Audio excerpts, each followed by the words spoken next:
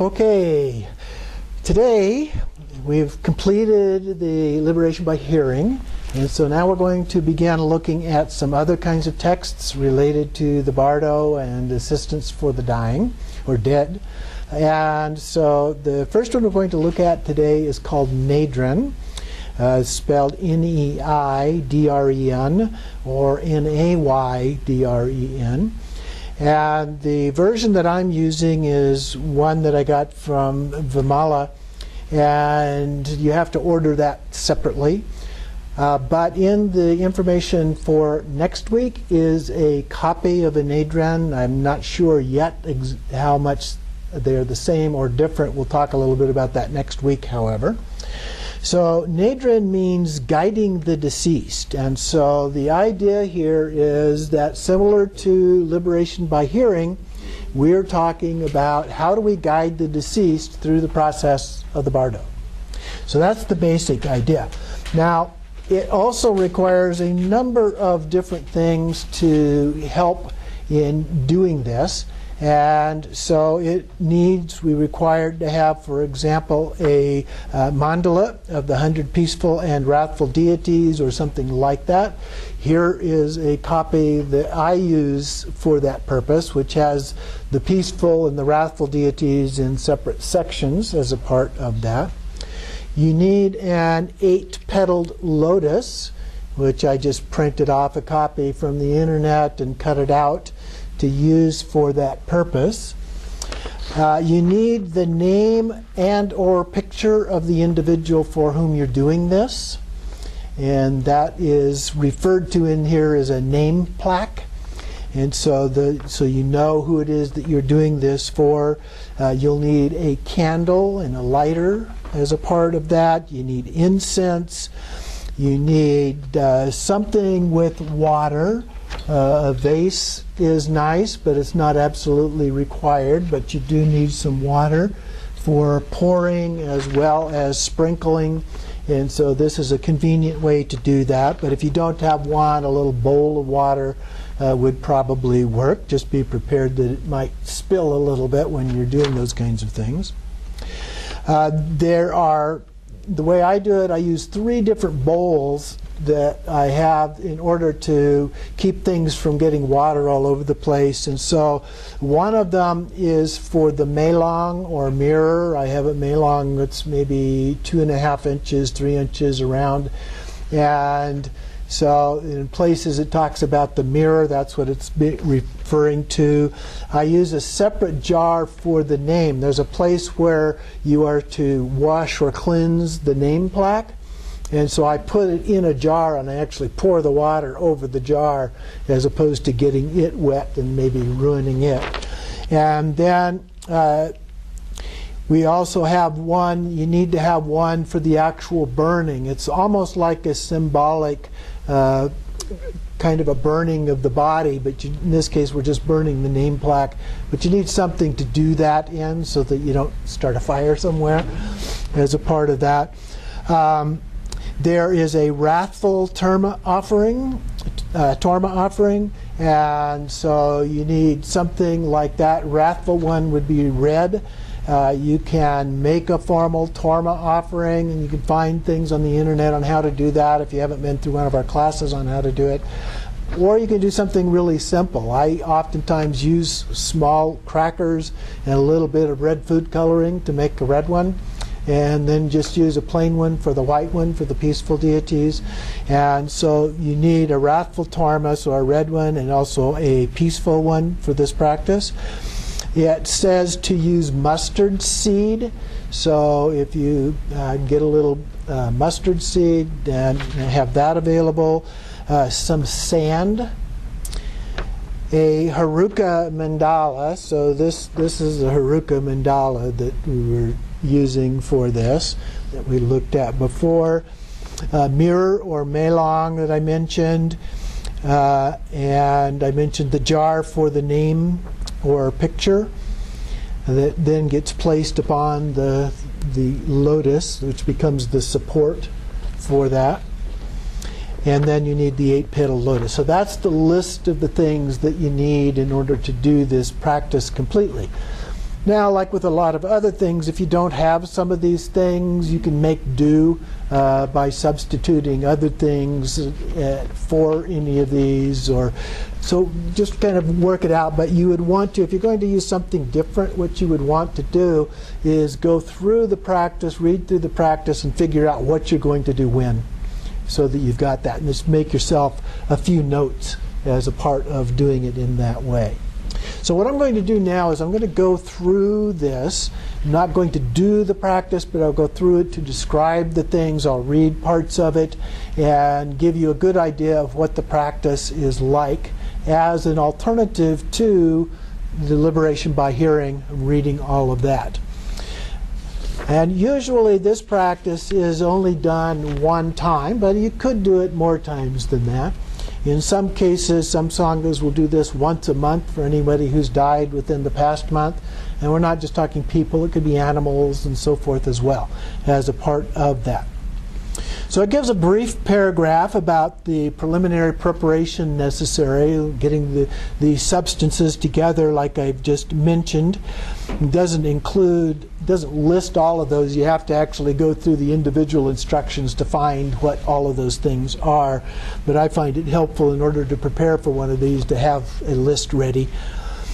So then it begins to contemplate that from the mouths of the deities of the mandala, light rays of compassion and the sound of mantra emanates to illumine the entire three realms of existence, purifying the evil destinies. The object of our meditation and all sentient beings are transformed into the principal deity and liberated into the realm of the Buddha. So that's kind of a summary of what all of this thing is said to do. The next part of it is reciting the 100-syllable mantra, so we're doing the purification practice as a part of that. And it says after doing that to blow on and blow upon the sand and the mustard seed. So you just gentle blowing so it doesn't go all over the place. And then there is an additional mantra that goes at the end of having done the 100-syllable mantra that says, A su ni tri pre du sarva papam klesha dahana basmi kuru soha. And so that is in addition to the way that it is normally recited. Then we have, blessed by the magnitude of this truth, may the consciousness of the deceased, and at that point we insert the name of the individual, or if you're doing this practice for a number of individuals, then you would read through the list. Regardless of his or her location within the 3 or 6 realms of existence, instantly invite here. And so then there's a brief mantra, Om Benza Akar Kaya Da. So that summons the consciousness, and then Sarva Patpam Anaya Hom. And this summons the deceased's sins, the way that it's worded here. Now, we don't normally use the word sin in Buddhism, but it would be whatever their afflictive kinds of motions or obscurations are. So as if those were separate from the individual, we bring those together as well. And then Zahung Bam Ho, so the consciousness in the form of a white ah dissolves into this representation.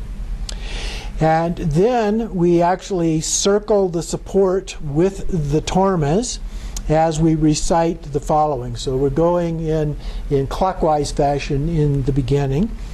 And so we have we recite the mantras as we circle around with the tormas. We pick up the tormas on a little plate and we're circling them around in a clockwise fashion for this one.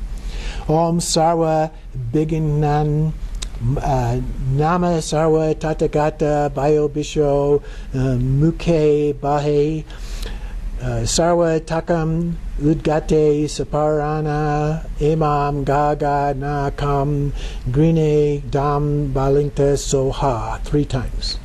We recite that. And then we circle the support counterclockwise, so now moving around in the other direction. And it says with a Tinglo and Jangbu. Tinglo is a fireball. So I'm not sure exactly what the intention is there with that. And the Jangbu is a ritual image of the deceased. So the name plaque would work for that one. As you recite the 4 Hung mantra. So Om Sambani Sambani Hong Grihana Grihana Hong Grihana Paya Hong Anaya Ho Bhagawan Bidya Rajaya Hong Pe. And we also burn incense and then scatter white mustard seed. So you pick up the mustard seed and just scatter some of that. And then we recite the wrathful mantra while playing cymbals and casting the torma far away. So that would mean taking the torma outside and discarding it somewhere out there. The idea when we do the wrathful torma is that we're basically trying to entice all of the wrathful creatures or spirits that are around to leave us alone. Okay? Go away. Here's something nice for you, and you go and indulge yourself in this. And so then we repeat the mantra again there for that purpose. The fourth part is the purification of negativity. And so here in the crown of the deceased is a white Ah, the seed of the God realm. In the throat, a yellow Su, the seed of the jealous God realm. In the heart is a light blue Nri, the seed of the human realm. In the navel is a light green tree, the seed of the animal realm. In the secret place is an ash-colored prey, the seed of the hungry ghost realm. And on each sole of the feet is a smoke-colored dew, the seed of the hell realm. From the heart of Vajrasattva, rays of primordial wisdom light and tongues of fire arise to burn and purify the seeds of rebirth in the 6 realms, together with all conflicting emotions, negativity, and defilements, along with their habitual tendencies. So again, we're using Vajrasattva as a purification.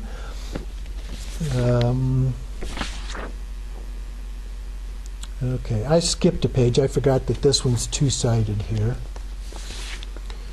So I'm going to go back here. So we did the preliminary preparation with the 100-syllable mantra.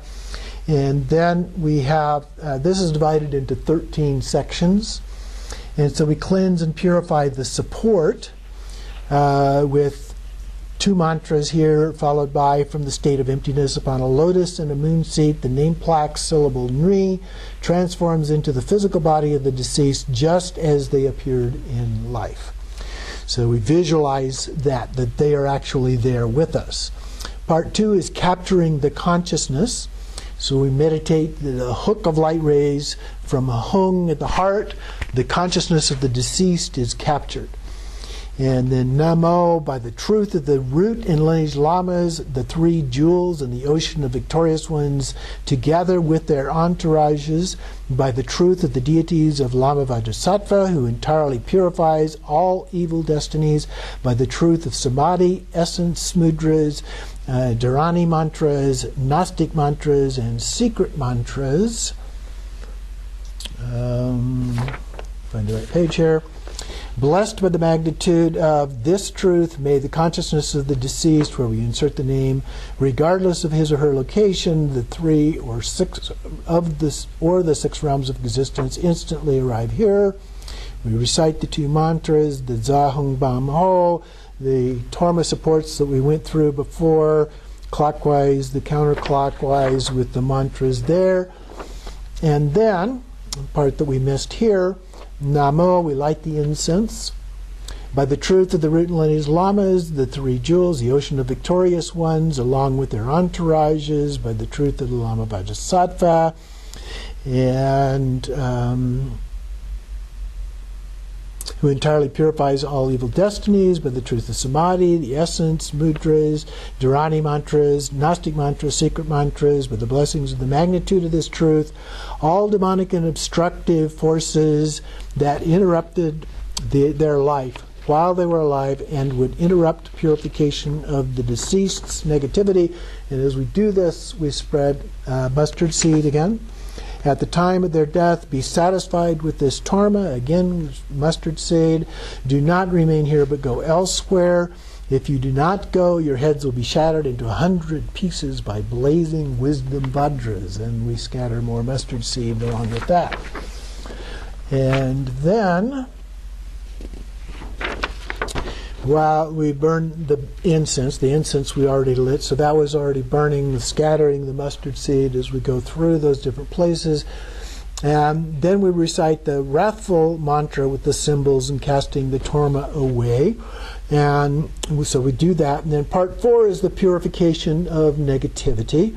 So here in the crown of the deceased, we have the white Ah, the god realm, the yellow Su, the jealous god realm, in the Nri in the heart, the human realm, and the navel is the tree. Let's see, the animal realm, the ash and the Priya, the ghost realm, and the sole of each foot, the Du syllable of the hell realm.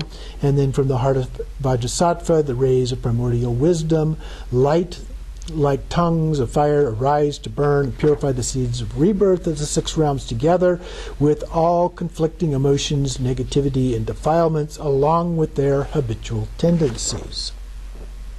And so then we recite the mantra, 100-syllable mantra one more time along with that additional line. And we throw sand as well as mustard seed at that time. Then all negativity and defilements are purified like the sun melts the dew. So then number 5 is the ablution. Ablution basically is usually some kind of a cleansing with water type of a process. So with the melong, the little mirror in the bowl, first to bathe the forms of the deity supports the mandala and so forth reflected on the surface of a mirror. So that's the melong. As you recite the following. So we bathe these different forms. So that's where having the little jars encased with those. The mirror is okay because you can put that directly over it. But having a bowl in order to put that in when you pour the water so it's not going all over the place is helpful as well. And that's why I use a little bowl for each of these things so I can pour the water without getting it all over. Then, just like the moment of the Buddha's birth, when the gods bathed his body with his pure celestial water, so do I likewise bathe your body. Talking to the dead person here. And then we pour the water over the mirror in the bowl, and Om Sarva Tathagata Abhishekata Samaya Shriye Hong. Even though the supreme body, speech, and mind of the victorious ones are free of the stain of conflicting emotions, to cleanse the defilements of the 3 doors of the deceased, I bathe you with the immaculate waters of ablution. So we visualize now that we are washing the body. So we pour more of it over the mirror now. The body is the mirror is reflecting the body, so to speak, as a part of that. And then we recite the mantra again. And the next section is drying the body then. So we need to have a little towel or cloth. With this incomparable cloth, the cloth clean and freshly scented, I dry your bodies. So we actually dry the mirror at that point. After drying that, we pour the water back into the vase. So again, it's helpful to have that little bowl where it's collected. We pour it back into the vase in order to cleanse the support of the name plaque. Then the celestial waters, sparkling, clean, and pure, the stream of beautiful and fragrant Ganges waters from the vase of the mudra of primordial wisdom purifies the defilements of the deceased. So again, we recite the 100-syllable mantra. We pour the water over the jar containing the name plaque. Okay, so we're symbolically washing the body here. And then we have the 6 transcendent perfections. So the 6 perfections. So there's a section for each of the 6 perfections. So generosity is the first one. This water with the nature of generosity cleanses the stain of avarice and diffuses the most excellent scents through ablution. Purification is perfectly performed. And then we recite the mantra, Om Sarva Tathagata Abhishekata Samaya Shri Yeso Araham. Then the next one is moral conduct or ethics. And so we read through this one. Now each of these is virtually the same pattern, but the particular thing that we're looking at in each of the 6 perfections differs, as well as what is being cleansed as a part of that. So here with this one, with moral conduct, that is the perfection that we're working on, and the stain of immorality is the one associated with that. The next one is perseverance. So that is the perfection, and then the stain is anger. Then we have diligence, and the stain is laziness. Then we have concentration, the stain is distraction. And finally we have wisdom, and the stain is confusion. So we recite all of those. We have the mantra at the end of each of those verses. Then part 6 is purification of the poisons.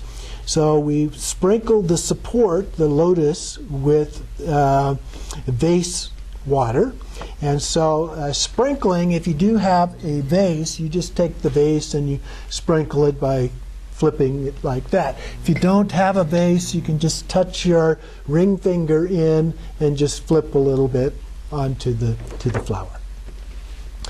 So then desire, hatred, ignorance are the 3 poisons that pervade worldly beings. The victorious Buddha is free of poison. The truth of the Buddha purifies the poisons. Desire, hatred, and ignorance are the 3 poisons that pervade worldly beings. The victorious Dharma is free of poison. The truth of the Dharma purifies the poisons. Desire, hatred, and ignorance are the 3 poisons that pervade worldly beings. The victorious Sangha is free of poison. The truth of the Sangha purifies the poison. So we're going through the Buddha, Dharma, and Sangha here.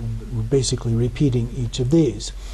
And then we go through the elements. And so with each of the elements, again, we sprinkle some water. And so first we began with the earth element here. The earth is the father of poison, and that's where we sprinkle. This earth is also the mother of poison. Through the blessings of Buddha Lochana, may you, the deceased, be free of poison. And so we kind of go through this same pattern again, sprinkling at the beginning of each of these. So the next element is water. And the water is father of poison, the water is the mother of poison, and so forth. And we go through this, the blessings of Mamaki. And remember, the elements and the consorts of each of the 5 Buddhas are related here. And so that's what we're talking about. And then we do fire. Again, we sprinkle the poison here. The fire is also the father and the mother, and Pandara Vasini is the consort. And then we have air. We sprinkle that. The father and the mother, the poison, the blessings of Samayatara is the consort. And then part 7, applying for refuge. Meditate that the deceased prostrates and prays to the mandala of the Lama. And then as this is done, so as we recite the things that follow here, we do prostrations. Well, the thing that follows is a short refuge prayer. And so today, from the depth of my heart, I take refuge in all the lamas who reside in the 10 directions, in the 3 supreme jewels, and in their entire assembly of deities of the infinite mandalas of the Buddhas. So we recite that 3 times, as we normally would. Then compassionate protectors of sentient beings like myself who are dwelling in the bardos without protection, who are tormented by fear, please listen to me. Chained by defilements and negative karma arising from my own actions from beginningless time, please guide me from this endless circle of suffering to the nature of great bliss. With your compassionate loving kindness, please protect me from wandering in dread and despair, afflicted by the anguish of disturbing emotions on the Lord of Death's dangerous path of the terrifying bardo. And then now part 8 is the bestowing empowerment. It doesn't give specific instructions on the empowerment to do here, but the Guru Yoga would be a good one to include, particularly with our tradition, to do a short Guru Yoga there as a part of that. That would cover the parts of that are necessary. Then part 9 is giving food, so the offering. Place many different foods in a bowl or plate in front of the deceased who is visualized in the enlightened body of Vajrasattva. Now you can do that with physical foods.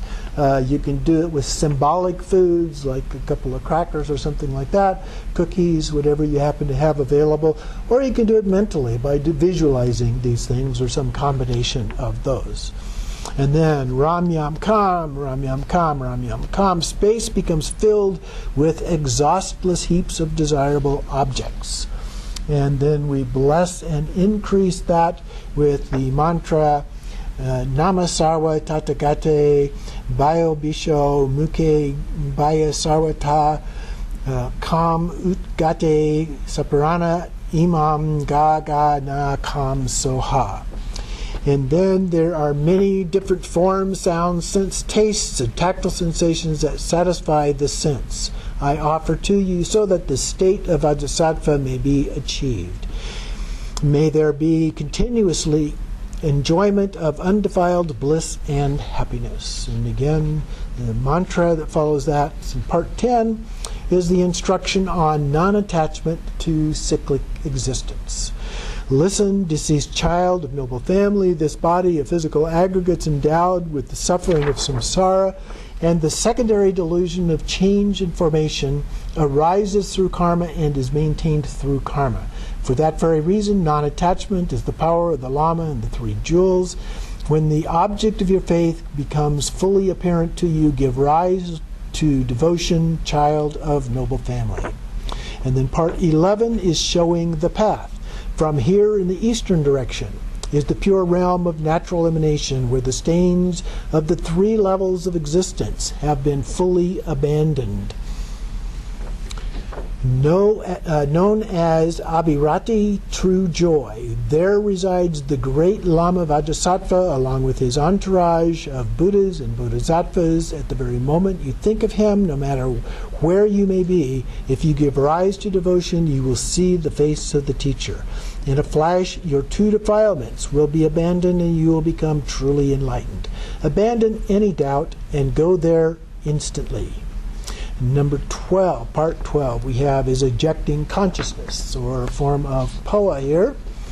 And so the consciousness of the deceased in the form of the letter Hong, a little different than most poa forms, like a shooting star, exits from the crown of the head, going to the pure land of Akanishta. It dissolves into the point of union of Vajrasattva Yabhyam and becomes enlightened as a Bodhisattva. Then we have part 13, the burning of the name plaque. So we've completed most of the ritual part here.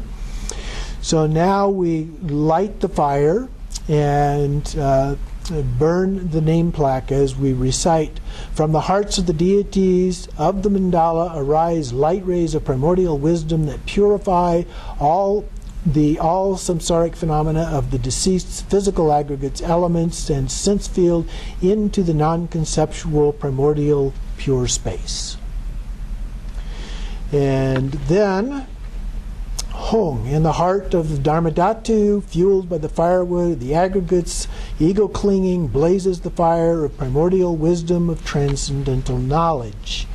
Burning the conflicting emotions and habitual tendencies of the deceased, this fire is beyond aspiration, origination, and cessation. Without characteristics, it is non-existent. This self-arising fire of primordial wisdom burns the conceptual characteristics of ego fixation. The true meaning is that one burning, the one burning and the act of burning are beyond deliberate action and in the state of primordial enlightenment, effortlessly and spontaneous, accomplished as Dharmakaya. So this is an appearance of the self-arisen primordial wisdom, and once again we recite the 100-syllable mantra, in this case to purify any mistakes or errors that we've made in doing the practice, along with that one additional line that we saw before, Asu, Nri, Tri, Pray, Do, Sarva, Papam, Kalesha, Dahana, and Bashmi, Kuru, Soha. And that concludes this particular practice. So that gives you a good idea of the content of the practice, the way that it is done. It relates to the bardo in a number of different ways, but it's a different kind of a practice than the liberation by hearing. It doesn't have a lot of descriptions of wrathful or peaceful deities as far as that goes, and the different days that occur and so forth. So it's a very different kind of a practice. But it's one that I think is very appropriate, particularly for our focus on Dzogchen, because it's quite directly related in many ways, even though it includes some of the symbolism of the five families and the elements and so forth. It still fits into a lot of the practices that we would normally do.